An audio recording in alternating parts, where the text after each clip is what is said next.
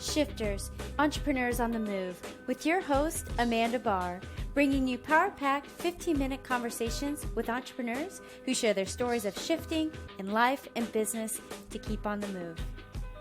Welcome to the show. This is your host, Amanda Barr, and boy, we have a special treat for you. We not only have one shifter today, we have two incredible shifters that have been shifting together both in life and business. I have Dina Preston-Ortiz and Don Ortiz with DEO Entertainment Group. And without being famous musicians or having a recording deal or even global diplomats, they have performed with their band in 43 countries and 26 world tours, working for corporate and government entities such as the Department of Defense and the U.S. State Department, performing and speaking on behalf of their entrepreneurial statecraft initiatives. And as global award-winning entrepreneurial leadership experts, they bring a message of how to guide and lead success in the dynamic environments of business and sing their way through it. Welcome to the show, Dina and Don. Thank you for having us, Amanda. Hi, Amanda. Good morning, and good morning to all your listeners. Yes, absolutely. Yes. Oh, I'm so excited. You guys have quite the dynamic duo here, and your singers. So I can't wait. Tell us more. Tell our listeners how you got to where you are today. I would say through sheer gut and grit, wouldn't you, Don? Absolutely. We're entrepreneurs that have learned to persevere, shift, and grow. And as you know, usually that happens from failure, and success comes from those failures. From learning from those failures. So Don and I, as our book title indicates, actually started with 31 cents in our pockets. So our book is called 31 Cents to 43 Countries, Hardcore Tips to Increasing Profits, and literally we learned how to do that. We learned how to multiply our money and turn it into a global entertainment company, and we've just had a beautiful life as a result of that. I love it. And I was going to ask about your book and giving us a little snapshot into your world, because 31 cents in 43 countries is pretty impressive. Maybe you can share a little bit more about how you guys got even started. I mean, if you had 31 cents, what kicked off this idea that we're gonna head across the world and we're gonna sing? Well, you know, Amanda, I actually started as an 18-year-old. I landed in San Francisco in the Tenderloin, and if you're familiar with the Tenderloin at all, you know it's not a great place for a young teenage girl to land. But I ended up, I wanted to go to Berkeley and found out that I didn't have enough money to enroll as an out-of-state student, so I ended up going to City College. And in between classes, a friend of mine, a music friend of mine, suggested that we busk on the streets in front of San Francisco's Ripley's Believe It or Not. So between classes, I would run down to the wharf, I would busk, I would make money, and that ultimately turned into a business. Then I decided I wanted to be a full-time musician and singer, professional singer. And so the book talks about that. I didn't actually meet Don until I was 10 years into my career. I had my own band. We had already started to be recognized for our music in San Diego and had a good working band. We went on the road. We were picked up at it. We won actually a competition in San Diego, and we were picked up from an agent in Minnesota, and we started touring across the nation. And I picked up Don because my guitar player and steel player left the band, and I needed to add some musicians. So I ended up stopping in my parents' town of Phoenix, or city of Phoenix, and I met Don that way. Yeah. So it's a crazy whirlwind. As you can imagine, I actually met Dina through her voice. I had a lighting director of mine kept on telling me about Dina, really talented singer. She had a road band and they had lost some musicians, and he thought, I would be a really good fit for her band. And so he actually brought a cassette, and I got to hear her voice. And next thing I know, auditioned and learned 52 country songs I'd never heard before, and was on the road in no time with the Dina Preston Band. Yeah, about 2 or 3 days later. And we just had a chemistry. He thought we could do a better job together. I don't want to tell you all the stories because they're in the book, but I ended up breaking up my band and heading back east with Don. And by the time we got to Delaware, which was his hometown, He had got a hefty speeding ticket on the way, and so by the time we got to Delaware, we couldn't even afford to go through the tolls. We literally, I think we ran the last toll. Yeah, it was 50 cents, and we really had 31 cents in our pocket. Yeah. That's it, 31 cents. But through all that, we learned about business, we learned about marketing, we learned about, how to shift, how to make the best of situations when there's situations that you can't control, situations that you can control. And how to have a great product that's in need and constantly grows, and we're constantly perfecting that, even after 31 years. Yeah. It's a constant growth. And we've been able to pivot and shift through the recession, now through a pandemic. So we're sharing that with our books because we actually, at each chapter, we have takeaways that you can utilize for your business today. Awesome. And I do want to dive into that. And before we do, I want to know, what does DEO stand for? Because your company is DEO. So does that stand for anything? Yeah, it's both our initials. Nice. Dina Estelle Ortiz and Don Edwin Ortiz. Yeah, we both have the exact same initials. Wow. My husband and I both are AB, or Adam and Amanda Barr. So in terms of your business, and you wrote the book and you've got all these great things, but I want to dive in because you guys have so much knowledge, and obviously our listeners are entrepreneurial. They're growing, they're starting, they're maybe farther along, but how do you know that your business needs a shift? So I think, Amanda, there's two indicators for us that we use. First and foremost, you have to stay on top of your numbers. And I tell entrepreneurs that all the time. Many entrepreneurs really enjoy the process of creating product and selling, but they're not really comfortable with the financial end of their business. And so you don't need to be an accountant to understand basic financial sheets. So your business, your numbers will tell you almost immediately if things are starting to shift. The other way to tell is that you have to be able to scan the external environment. You have to be able to stay on top of trends that are happening in your industry. You have to be able to stay on top of economic trends as well. And oftentimes those will give you hints of things that are coming. So, for example, we work in the event industry. We like to stay on top of healthcare because in the event industry, we've got people coming into Arizona from all over the world, right? And so if we have something like a health issue or a pandemic or Ebola years ago that could affect people coming into the U.S. or coming in with their corporations for events, meetings and events, then we know that we may have to come up with a plan B to figure out another product line or service that we can offer. So again, it's really about staying on top of your numbers and being able to scan the environment to see what's going to affect your industry or your particular business. Look at competition too. What's your competition doing? There's larger companies out there. What are they doing? How are they pivoting? How are they starting to move? For smaller companies and medium-sized companies, that will also give you a hint.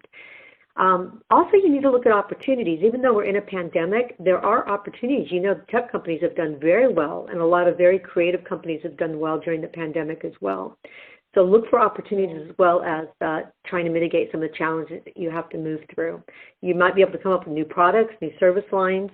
Short term, you can look at how you can raise funds, but you also want to look at long term. You also want to look at perhaps changes. Right now, we're seeing a lot of changes in delivery services. We're looking at organizations that are offering remote applications, right? Even fitnesses, there's a lot of remote fitness going on.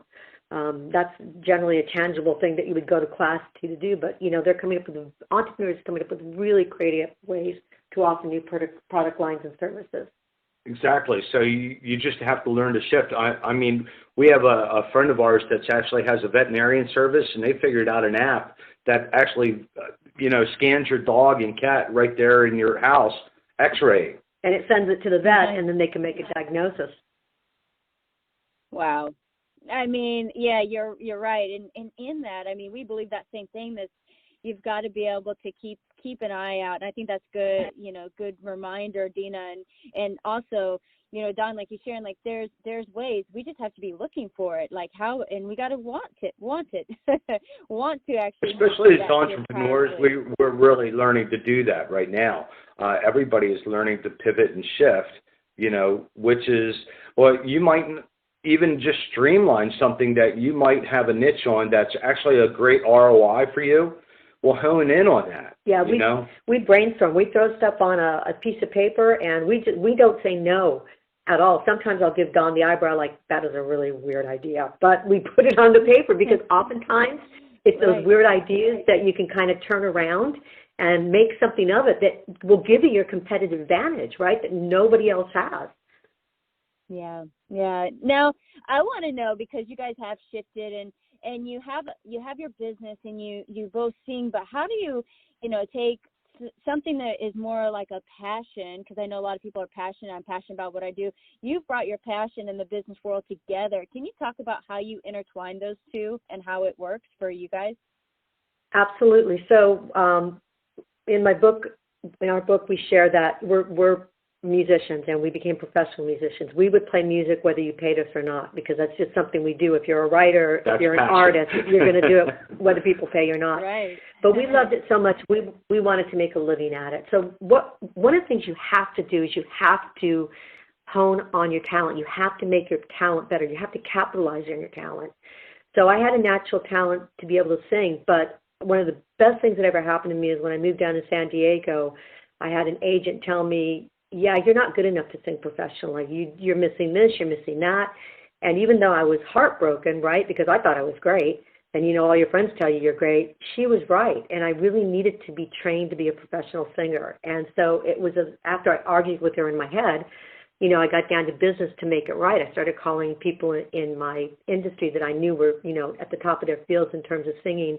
And, I got to the voice coach I needed, and I studied with a voice coach for about 4 years. Best thing that ever happened to me, because I'll tell you, no matter what I've gone through in my life, sick, illness, exhaustion from traveling 24 hours and then having to do a show, I can always sing. I never lose my voice.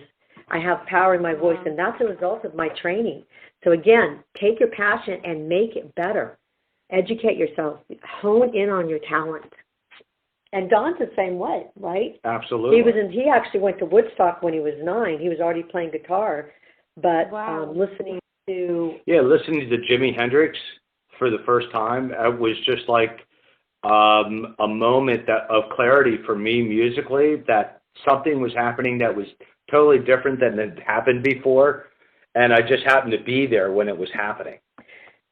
So, and that really honed in on my talents to really. You started practicing. Yeah, I started practicing around the clock to the point where I could play Jimi Hendrix or anybody else, or whether it was Wes Montgomery or Eric Clapton or the Dixie Dregs or classical pieces.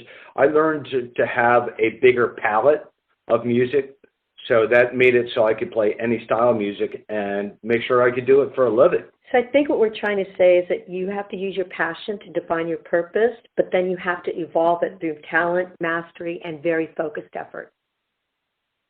Wow. Gonna have to go back and listen to that one again, because that's so great, pulling all those pieces together and how important each one of them plays and really pushing it. And you guys have a unique way of looking at perfection versus excellence. And I like to, talk about that for a minute. How do you find excellence and not perfection, even when you're shifting?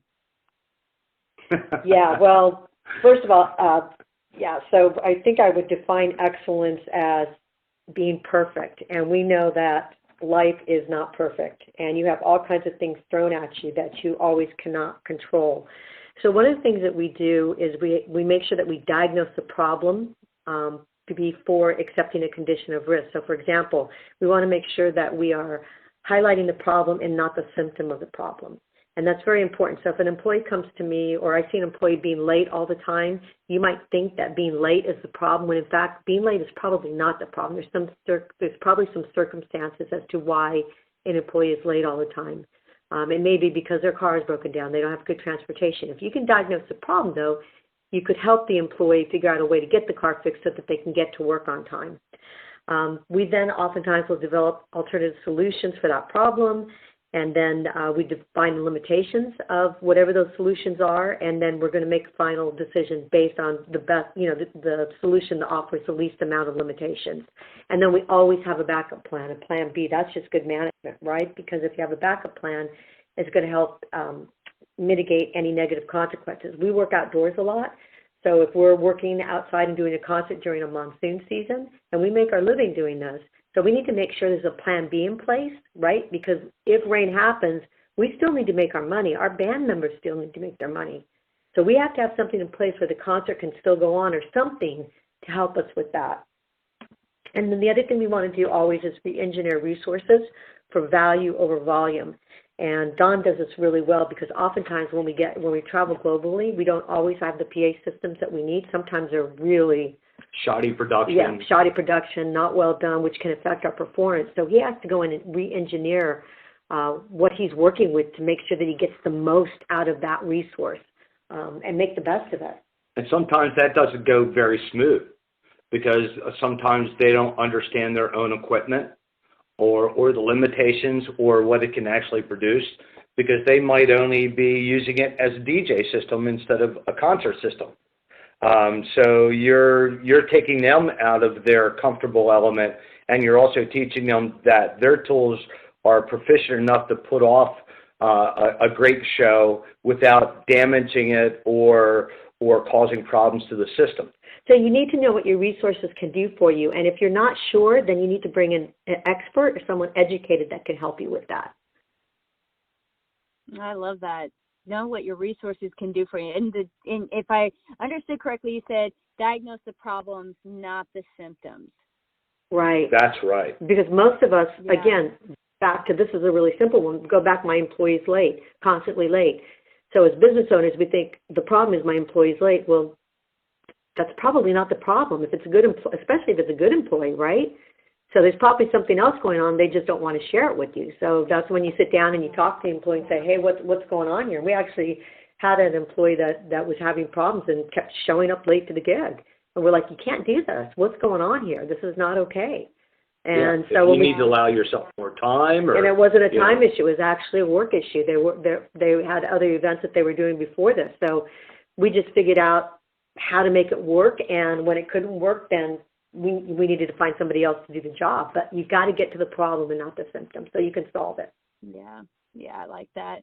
Now, you talk about this, and you guys have some crazy stories of like where things just happened and you had to find your way and you had to find literally order in chaos. Maybe you can share a story or two and how you're using this in both your life and your business to find order in the chaos, because it happens in all of our lives.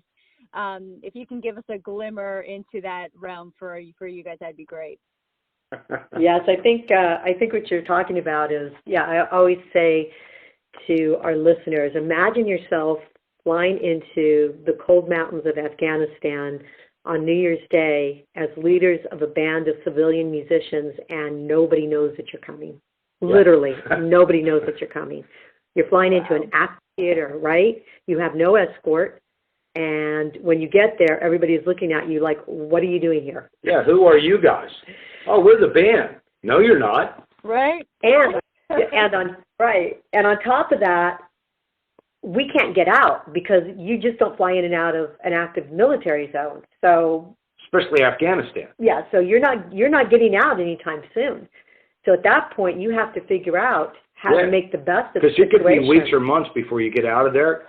Because, you're flying in with a fresh platoon. It's not like flights going in and out of Paris. So one of the things that we learned, I think, and we learned this by watching the military and by watching, the expert pilots that were flying in and out of Afghanistan, is that they're very attuned and very focused on what they're doing. But in order for them to do that, they actually look at the whole. So what is the whole situation that they're looking at? And they break the whole down into parts. And when you can break the whole down into parts, you can see how the parts interact with each other. So for us, we had to figure out lodging. We had to figure out food. We actually had to figure out performances. We were there to do a job, and that was to bring goodwill to our military men and women that were serving overseas in this theater.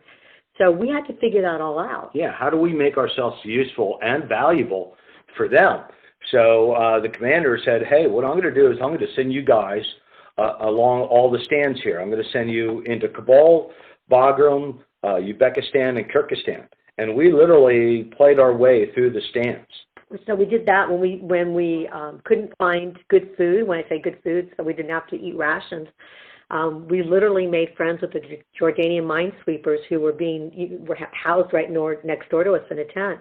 Don went over, made friends with them. He took his guitar. We literally sang out in front of a campfire, sang for our supper, and in exchange, they shared their fresh food with us, which they were cooking on open pits, right? I mean, it was delicious. Wow. Do you want that or do you want the rations? Well, I'm happy Right? this thing for myself. I got no problem with that. And you got to remember, you're bringing happiness to that area. I mean, you're changing that landscape even for a short bit of time. You're in a war zone. This is not, some place that you're going to lunch to and sharing an outdoor camping meal. So you want to break down the parts. You want to break down the whole into parts so you can see how the parts interact with each other. You want to make sure that in dynamic structures that you're always changing to the needs of the stakeholders, right? So when things change with the military, we made sure that we adapted to what it is that they needed from us. And what we have found actually is that failure is really not a result of change, but the inability of leaders and business owners to take advantage of change and find new perspectives. So that's really, really important. You have to be open-minded, and you have to be able to adapt to different cultures and skills, and there has to be a level that you're comfortable with for uncertainty as you move through that process. And I think entrepreneurs are actually great with that. I think that's kind of a core... being a chameleon. Right, being a chameleon. Yeah. That's kind of a core approach that we all have. Yeah, and I think it's probably part of that mindset going in, knowing that at some level you need to be able to manage and move through. Now, you guys, are touching lives, singing, leading, and sharing the world, and obviously your business, the way you look at business and how you help people move through is just incredible, because it just makes it you can look at it and go, well, I can do that. If I have the tools, I can do that. But I want to know, what do you wish everybody actually knew about what you guys do? Wow, that's a great question. That is a great question. I think the biggest thing is that we're just ordinary people doing extraordinary things, and we're trying to teach that to others. And by passing the torch, it's not a shortcut, but it's a great way to teach others how to get there and maybe analyze what they're doing, and they say they can do it, because we're living proof that from 31 cents to 43 countries, we would have never dreamt our path would have been this, but because we were able to persevere, shift, believe in what we were doing. Right, and have that mindset that we can move forward and always change something for the better. It's really helped us help others, and that's why we're able to speak for the U.S. embassies and the U.S. State Department, teaching that globally, because not everybody even understands their break-even point. Yeah, and do you want to add anything, Dina, to that? What do you wish everyone knew? How much fun it is. As much of a challenge as it is, we have been so blessed, and our life has been so much fun. Not to say we haven't endured challenges, but because we have. But it's just been such a wonderful, wonderful life. Truly, we've been blessed to perform and play music around the world. When you love what you do, it's never work. Doesn't mean it's not a challenge, but it's never work. And for those who love an audio book, our music's actually intertwined, because we wrote the songs to go with the tours, because we would actually teach their musicians or entertainers or recording artists the songs that we would write for the tour, and then teach it to them and have them perform it with us in concert. And then we would work on their music as well, so there was a nice two-way exchange. Creating a long-term relationship, and that's what we're really about, is long-term relationships. Very important. And we've been able to do that successfully for over 31 years. Keep all of our clients, and what's great, they still refer us to other clients. Even when they've gone to other fields or industries, they have actually taken us with them. We really believe in people, and we believe in the power of people, and we believe in the power of love and positive thinking. And so for all your listeners out there, keep up the good fight. Yeah, bring in a great quality product that everybody remembers, and keep that journey going. Offer a good business, offer good value, work hard. There's no doubt this is hard work. I mean, we're on forward 24/7. We're working 24/7. Yeah, entrepreneurs don't get a weekend or a vacation very often. And when we're vacationing, we're brainstorming on the next step. Right. Absolutely. But that's what's so fun. That's what is so fun. I mean, I agree 100%. You guys are touching my heart because there is something special to be said about that, about the relationship side. And really, when it comes down to it, we're individuals and teams working with other individuals and teams to make this world a better place, whatever it might be. Obviously, the right heart and the right mind. Moving things forward. So I want to know, before we have to wrap up, I always ask for some shifter wisdom. Now, this whole show has been a whole bunch of wisdom, a lot of insight, but what has kept you guys on the move in your business, in your life, around the world? Literally, you could have stopped at any point, but what has kept you moving? I think just our love for the chase. I love the chase. Once we achieve our goal, I'm like, oh. Yeah, the next contract. I'm already thinking about the next chase. So for me, and I tell my students this all the time, enjoy the journey. It's not just the end goal. Enjoy the journey, because when you look back, it's the journey that's really going to be special to you. That's where the memories come in. That's where the learning comes in. In some ways, the objective, or meeting your objective, is somewhat of a letdown. It's a good letdown. It's a positive letdown, but it's like, Don? Exactly. I think the biggest thing is that we've always enjoyed the journey. In fact, that's our challenge constantly, is when's the next journey? So when's the next show, the next song, the next contract? We're always about that. And in fact, Dina and I are always constantly meeting and talking about the next journey. And Amanda, we are not, I wouldn't say we're competitive with other musicians, with other bands, with other groups, with other businesses. I think there's plenty of work for everybody, but we're very competitive with ourselves, if that makes sense. So we're always challenging ourselves to do better, to try something new, to go a different route, to come up with a new product or service. And for us, that's where our competitiveness comes in. It's a matter of challenging ourselves, and I think we enjoy that. And plus, I'm not afraid to get my ass in gear. I mean, that's a lot of things that people don't do.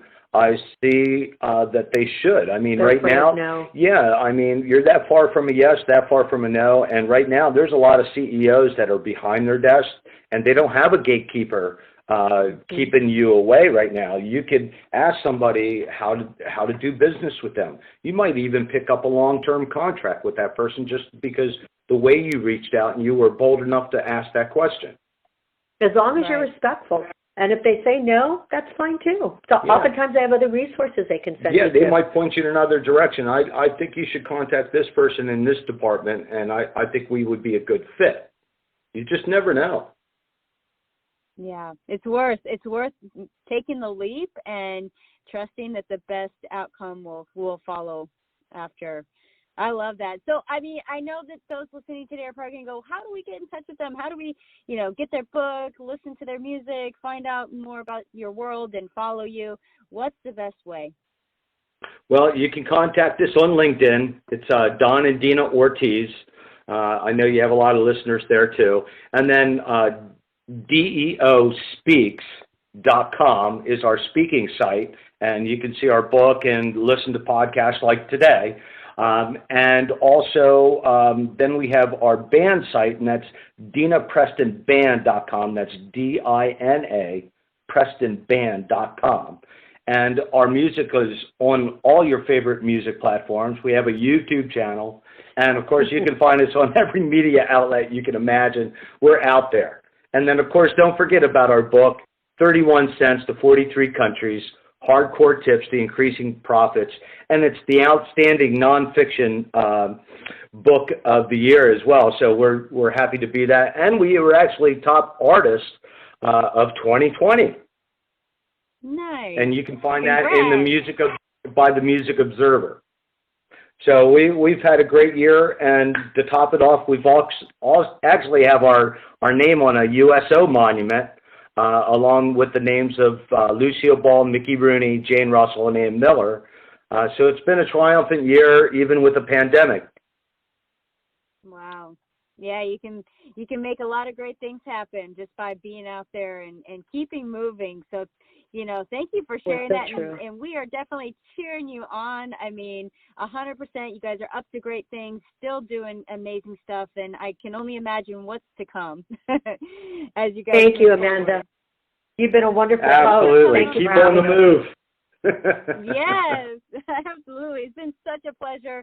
I feel blessed. I'm going to go back and listen to this again myself because there's so many great nuggets. And I encourage those listening today, reach out. The links will be at the end of this in the description of the podcast. And for those listening, keep on the move. We hope you enjoyed the episode today. We appreciate each one of you for listening and hope you left inspired and motivated to keep on the move. If you think this episode might help or inspire someone else, please share. Don't forget to subscribe and keep in the loop to hear more incredible stories of entrepreneurs like yourself on the move. Thank you for our supporters, RTB Capital Group, Financial Powerhouse, Callcast, and Power Podcasting.